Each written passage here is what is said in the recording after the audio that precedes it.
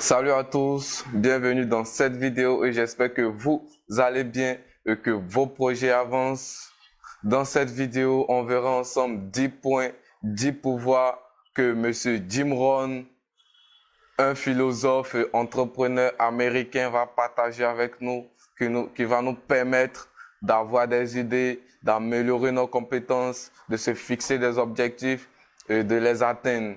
Restez avec moi jusqu'à la fin de la vidéo afin de recevoir un cadeau. Et en plus de cela, on va bien noter les 10 points, les 10 pouvoirs que M. Jim Rohn a mentionnés dans sa vidéo. Et donc, restez avec moi, je vous prie. Si vous n'êtes pas encore abonné, abonnez-vous à ma chaîne. Bis.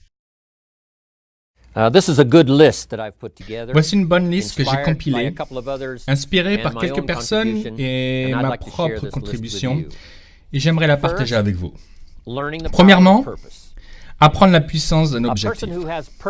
Une personne avec un objectif dans sa vie vise quelque chose, sa vie a un sens. Un auteur le décrit ainsi. Pour certains, ça devient une magnifique obsession. Et pour vous et moi, pas besoin d'être aussi dramatique qu'une magnifique obsession. Mais ça doit être un truc qui nous fait quelque chose, qui nous projette, surtout dans le futur. On subit beaucoup d'influences, dont l'influence du passé. Certains sont toujours attirés par leur passé. D'autres sont toujours attirés par les distractions. Mais ceci est puissant. Si vous avez une liste d'objectifs dans la vie, ça vous projette dans le futur. Plus l'objectif est fort ou difficile à atteindre, plus il vous projette. Et voici l'autre grand avantage si vous avez un objectif pour l'avenir. Ça vous aide à surmonter toutes sortes de défis et de difficultés. Si vous n'avez pas d'objectif pour l'avenir, il est facile de se laisser abattre par une mauvaise journée. Il est facile d'être annihilé par un mauvais mois. Et il est facile de disparaître sous les vagues d'une mauvaise année, si vous n'avez rien pour vous projeter au-delà de ça. Alors si vous voulez quelque chose pour vous aider à relever les défis et toutes les difficultés qui peuvent vous entraver, il faut se projeter au-delà d'aujourd'hui, de la semaine prochaine, du mois prochain, de l'année prochaine, se projeter vers le futur. Et plus c'est clair, plus ça vous projette. Plus c'est dynamique, plus ça affecte votre vie, votre esprit, votre cœur, votre âme. Ça stimule aussi l'imagination. Votre esprit travaille pour atteindre ce but. Et si votre esprit et votre cœur travaillent, et si vous avez de bonnes idées, il n'y a rien que vous ne puissiez faire. Alors, c'est un des grands pouvoirs qui fait de vous une variable, et c'est d'avoir un objectif. Voici le suivant, la confiance en soi. D'où vient la confiance en soi? Voici le meilleur conseil que je peux vous donner là-dessus. Ne pas négliger premièrement les petites disciplines quotidiennes. La confiance en soi vient du fait de se sentir bien. Et une des meilleures façons de se sentir bien, c'est de savoir à la fin de la journée que vous avez tout donné. Vous avez fait de votre mieux. Si vous avez organisé un meeting, vous l'avez fait de votre mieux. Si vous avez prospecté par téléphone, vous l'avez fait du mieux que vous le pouviez. Si vous avez écrit une lettre, elle n'était pas anodine, c'était votre meilleur. À la fin de ce genre de journée, quand vous êtes satisfait de vous, la confiance en soi augmente. Vous savez que si la journée a été bonne, la suivante peut l'être aussi. Et ces jours deviennent des semaines, les semaines des mois, et les mois une année efficace. La confiance en soi vient de l'absence de négligence. Si vous ne négligez pas de faire les petites disciplines quotidiennes, voilà d'où vient la confiance en soi. Une partie de notre équilibre vient de la confiance en soi. Je sais que je vais être en bonne santé. Je prends les produits Herbalife. Je mange une pomme par jour. Je marche. Je fais du footing. À la fin de la journée, quand vous avez tout donné et tout fait, la confiance en soi augmente. Cette confiance affecte votre santé, votre futur, votre mental. Alors c'est vrai, un des grands pouvoirs est la confiance en soi. La confiance en soi implique de faire tout ce qu'il faut réussir. Certains diront, je le ferai pendant un moment et je verrai ce qui se passera. Je vais essayer une ou deux choses, si ça ne fonctionne pas, j'arrête. On sait que ce genre de personne n'a pas beaucoup d'avenir. Mais si vous êtes prêt à faire tout ce qu'il faut, si je dois apprendre des trucs, je les apprendrai. Si je dois apprendre 5 ou 6 trucs, je les apprendrai tous. Si je dois suivre un cours supplémentaire, je le suivrai. Si je dois lire des livres, je les lirai. Si je dois consulter des gens qui en savent plus que moi, je le ferai. Tout ce qu'il faut, je le ferai. On commence alors à développer une incroyable confiance en soi. La confiance vient aussi quand on peut passer outre des circonstances, passer outre des événements, des petites contrariétés. Le découragement qui coulerait le bateau de n'importe qui sauf vous et qui en pousserait à rentrer plus tôt alors que vous restez. Cette volonté à surmonter toutes les circonstances, que les défis soient petits ou gros, si vous faites ça, ce genre de pouvoir fonctionnera pour vous. Et en vous, cette variable fera la différence. Le troisième sur ma liste est l'enthousiasme. Et voici ce que j'ai écrit sur l'enthousiasme. L'enthousiasme qui est puissant est surtout l'enthousiasme qui est à 90% interne et 10% externe. On sait tous ce qu'est l'enthousiasme. Quand quelqu'un nous laisse voir son enthousiasme 90% externe et seulement 10% interne. Mais l'enthousiasme qui affecte les gens n'est pas que du bruit. Mais un enthousiasme profond qui vient de l'intérieur, créé par la confiance en soi, créé par le fait d'avoir un objectif, créé par une réelle volonté d'aider les autres, ce genre d'enthousiasme. Savoir que vous allez réussir, que vous affecterez les autres, que vous aurez des témoignages venant de toutes les directions, ce genre d'enthousiasme. Une grande part est silencieuse, une grande part est muette, et les 10% qu'on entend nous parlent. Les gens appellent ça véritable enthousiasme parce qu'ils savent que ce que vous dites dans votre enthousiasme n'est qu'une infime partie de l'iceberg d'enthousiasme en vous, qui vous motive vraiment à faire de votre mieux. Ensuite, sur ma liste, pour vous aider à devenir une puissante variable, se trouve l'expertise.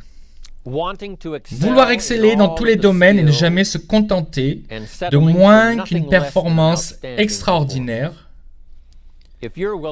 Si vous êtes prêt à être le meilleur dans votre domaine, si vous êtes prêt à exiger l'excellence de vous-même pour être aussi bon que vous puissiez l'être. Dans la formation, faites de votre mieux. Dans les ateliers, faites de votre mieux. Développez les techniques pour utiliser votre personnalité, développez les techniques de langage, les techniques d'influence, les techniques d'organisation. Si vous êtes prêt à être un expert dans toutes les techniques, Herbalife peut vous aider à vous approprier ces techniques. Et non seulement bien gagner votre vie, gagner beaucoup d'argent, mais si vous le désirez et si c'est votre objectif, de peut-être faire fortune. L'expertise, l'excellence dans les techniques. Voici le suivant sur ma liste. Des puissantes contributions pour vous, la variable. Et c'est la préparation. D'être bien préparé. Et la préparation, bien sûr, implique plein d'autres choses. Une grosse partie de notre vie est passée à se préparer. Quand on entre en CP, on se prépare pour l'élémentaire. Après avoir fini l'élémentaire, on nous prépare pour le collège. Parfois, ça semble terriblement long. Et on dirait que l'heure ne viendra jamais. Quand on pourra enfin offrir la performance qu'on souhaite. Mais se préparer prend du temps avant d'être prêt. Et les décisions qu'on prend pendant la préparation sont les décisions d'une vie. Se préparer à passer une bonne journée, c'est cette préparation peut-être la nuit précédente ou quelques jours avant celui où on va finalement finaliser son projet. Se préparer pour un meeting veut dire qu'on l'a pris au sérieux. Se préparer pour un atelier veut dire qu'on le prend au sérieux. Vous voulez bien contribuer. Ce type de préparation est importante. Mais la préparation vitale est de vous préparer à réussir. La vie ne veut pas gâcher la réussite de celui qui ne s'y est pas préparé. La vie dit, pourquoi gaspiller une fortune pour cette personne? Elle n'est pas prête à s'en servir. Elle n'est pas prête à l'utiliser sagement. Si une fortune était octroyée à cette personne mal préparée, elle serait probablement gâchée. Les gens qui auraient pu être touchés ne le seront pas. Ce qui aurait pu être fait ne le sera pas parce que cette fortune aura été gaspillée pour une personne mal préparée. Alors ne cherchez pas juste la fortune et n'en cherchez pas la promesse, mais préparez-vous et demandez-vous, que puis-je faire pour me préparer? Parce que la vie n'a pas été conçue pour nous donner ce qu'on veut, ni pour nous donner ce qu'on a besoin. Mais la vie a été conçue pour nous donner ce qu'on mérite. Chaque valeur dans la vie a un prix. Et ceux qui payent sont ceux qui reçoivent. Il est dit, ceux qui donnent reçoivent. Quelqu'un dit, je veux recevoir. Inutile de se concentrer sur recevoir. Devenez juste un bon donneur. Il est dit, ceux qui cherchent trouveront. Quelqu'un dit, j'ai besoin de bonnes idées pour changer ma vie à l'avenir. Les bonnes idées ne viennent pas parce que vous en avez besoin. Elles viennent quand vous cherchez. Si vous voulez des idées, cherchez. Il faut suivre les cours, il faut aller aux ateliers et aux formations. Il faut lire le livre, d'accord? Lire le journal, d'accord? Allez où les bonnes idées sont enseignées. Cherchez, fouillez, parce qu'elles ne seront pas gaspillées pour ceux qui ne les cherchent pas ou ceux qui sont mal préparés. Alors préparez-vous à être prêt quand la fortune viendra, prêt à relever le défi, prêt à saisir l'opportunité quand elle surgira. L'opportunité surgit et délaisse celui qui est mal préparé. Je veux me préparer cette année pour l'année prochaine. Oui, je veux être efficace cette année, mais je pense aussi à des moyens. Comment m'améliorer? Comment rendre mes idées plus fortes? Comment les rendre plus claires? Comment toucher dans un an des gens que je n'ai pas encore touchés? Je n'ai pas puisé assez profondément en moi pour en affecter certains. Certains ne font que passer et disent « Hey, excellent discours !» Mais comment le rendre plus fort, plus profond, plus puissant? Je ne peux pas être aussi puissant que je pourrais l'être l'an prochain. On ne peut pas passer de la 6e à la terminale. Il faut passer les étapes. Mais plus vous êtes préparé, quand la terminale arrive enfin, vous pouvez être récompensé et en profiter 2, 3, 5 fois plus parce que vous étiez préparé. Je veux me surpasser cette année pour Herbalife, mais je veux préparer 1999. Puis, quand viendra l'année 2000, à la fin du millénaire, je veux être prêt grâce à l'expression, à l'instant, au tempérament, à la personnalité, à l'influence, à être vraiment important en 2000, 2001, 2002, 2003, 2004, 2005. Voilà mon objectif. Je suis sûr que c'est votre objectif. Voici le suivant. L'autonomie apporte beaucoup. L'autonomie veut dire que vous fiez toujours à vous-même. Ce serait bien si quelqu'un vous donnait ceci ou cela. Ce serait bien si tout le monde faisait son travail correctement. Et voici ce qu'il faut faire. Se fier principalement à soi. Dire principalement, je suis responsable et j'apprendrai ce qu'il faut pour aider les autres à apprendre. Si j'ai besoin de personnel pour bâtir mon organisation, d'accord. Mais je dois être le dernier rempart, celui auquel on peut se fier, pour que si ça, ceci ou cela est raté, je peux pallier, combler la lacune, faire la besogne. Il faut le faire au meeting, il faut le faire en formation, il faut le faire en cours avec quelques personnes. Ce que quelqu'un aurait pu rater, on est là pour l'en informer. L'autonomie, apprendre personnellement à ne se fier qu'à soi-même pour pouvoir faire ceci. Ne jamais se plaindre ni s'expliquer. Voici le prochain pouvoir, il s'agit de l'image. Il y a plusieurs facettes à l'image. L'image que les autres voient. L'image que vous donnez aux autres. Et c'est très important la perception des autres. Si on ne vous voit pas en leader, on ne vous écoutera probablement pas. Si on ne pense pas que vous avez le contrôle, vous n'aurez probablement pas leur confiance. Si on pense que vous ne savez pas où vous allez, l'objectif que vous visez, on ne vous suivra probablement pas. Mais si les gens vous voient, si vous avez l'image de quelqu'un aux commandes qui a le contrôle de votre vie, votre futur, votre destin, le contrôle de la situation, si les gens voient ça, cette image est très forte. Ça aide à gagner la partie et ça attire les autres. Les gens veulent être autour de personnes qui ont le contrôle, qui sont puissants, mais qui savent comment utiliser leur puissance, influents, mais qui savent comment utiliser leur influence. Ce genre d'image est importante. Mais voici une image très importante et c'est l'image que vous donnez. Votre façon de vous habiller, votre façon de parler, votre façon de penser, votre capacité d'apprentissage. Tout ça, c'est une image importante que vous donnez de vous-même. Et si quelque chose doit être appris, vous pouvez l'apprendre. S'il y a un livre qui doit être maîtrisé, vous pouvez le maîtriser. Si une technique doit être apprise, vous pouvez l'apprendre maintenant. Ce type d'image qu'on donne, où on tente continuellement d'être au mieux, parce que l'un des endroits les plus importants où regarder est le futur. Oui, on peut se pencher sur le passé et regarder autour de soi, oui, mais l'endroit le plus important où regarder est dans le miroir. Mon apparence pour les autres, c'est important, mais l'apparence que je me renvoie est d'une ultime importance. Ce genre d'image qui vous donne confiance en vous et développe l'autonomie. En voici un autre. Dans ma liste plutôt courte. Le prochain mot est caractère. Devenir une personne avec des valeurs fortes, une personne avec des principes, une honnête personne, une personne qui mérite le respect. Ce type de caractère. Ça a pris du caractère quand Marc a mis en place ce système de marketing.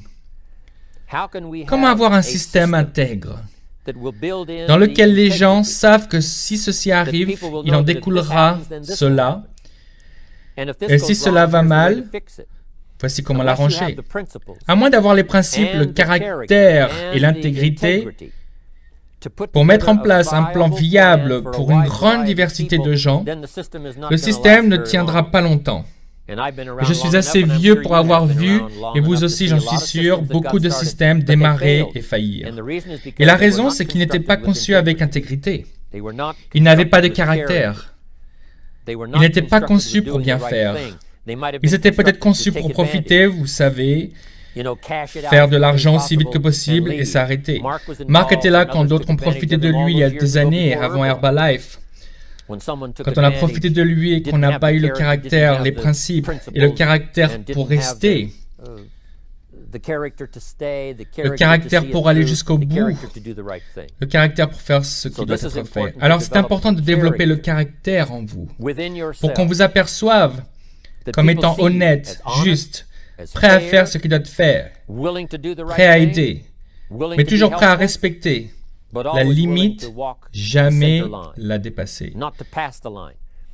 Une opportunité comme Herbalife de vente directe par réseau est si dynamique, si puissante, et rend la réussite si envisageable, que parfois les gens veulent accélérer le processus en coupant les coins, en négligeant de faire ce qui doit être fait. Tricher un peu ici, tricher un peu là, franchir la limite juste un peu, parce que ça ira plus vite, on en retirera les bénéfices plus vite. Inutile. Une entreprise Herbalife solide vous construira une réussite plus solide et pérenne. Qu'en essayant de couper les coins et de ne pas faire comme il faut, si on garde l'intégrité de marque à ses débuts et qu'on la perpétue, qu'on continue de bien faire pour le système de vente directe, pour le distributeur, qui est un client et qui s'en occupe.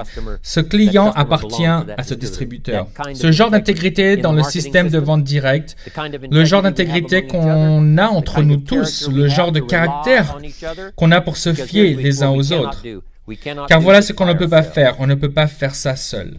Marc doit compter sur moi. Je dois compter sur Marc. On doit compter sur l'équipe du président.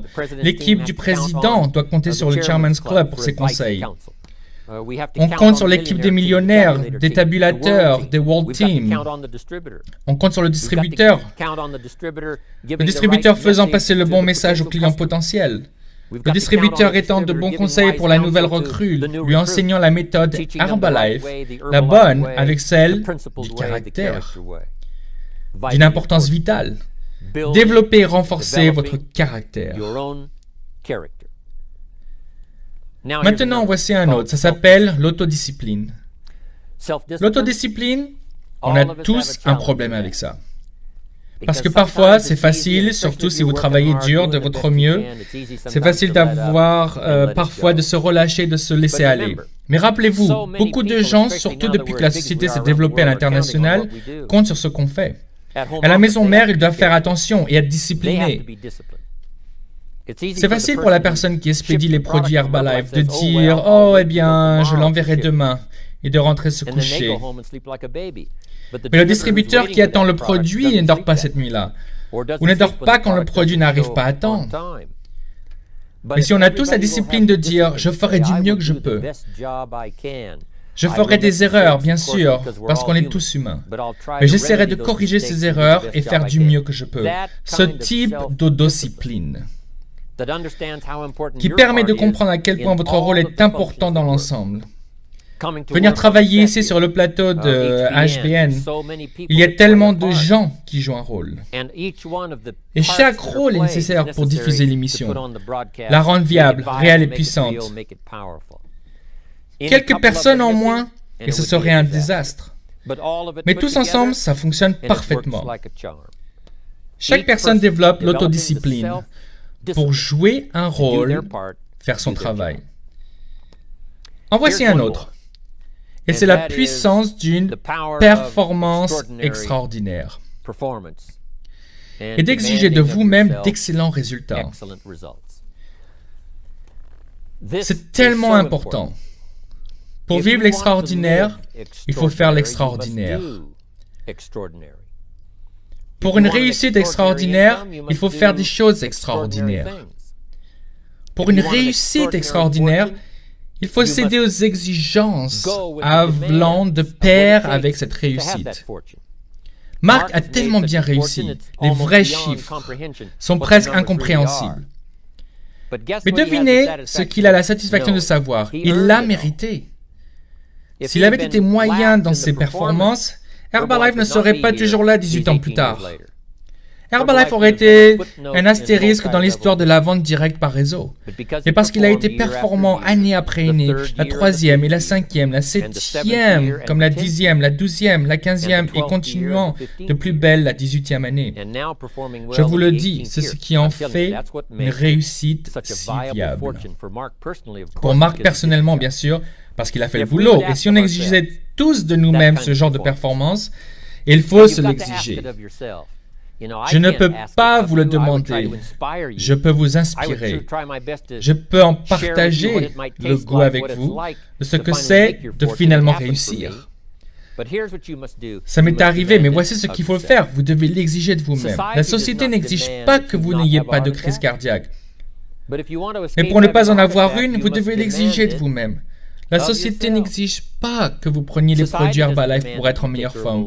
Vous devez l'exiger de vous-même. La société n'exige pas que vous fassiez du footing tous les matins. Mais pour être en forme, vous devez l'exiger de vous-même. La société n'exige pas que vous lisiez quelques livres par semaine. Pour améliorer votre intelligence et vos connaissances, vous devez l'exiger de vous-même. La société ne demande pas d'ériger un mur autour de sa famille que rien ne peut traverser. Ce n'est pas une demande de la société. Mais vous devez l'exiger. Si vous le voulez, exigez-le de vous-même. La société ne vous demande pas d'apprendre une liste de 10 techniques pour assurer votre avenir et celui de votre famille. La société ne le demande pas, ne l'exige pas. Ce n'est pas une loi, mais si vous en voulez les bénéfices, vous devez l'exiger de vous-même.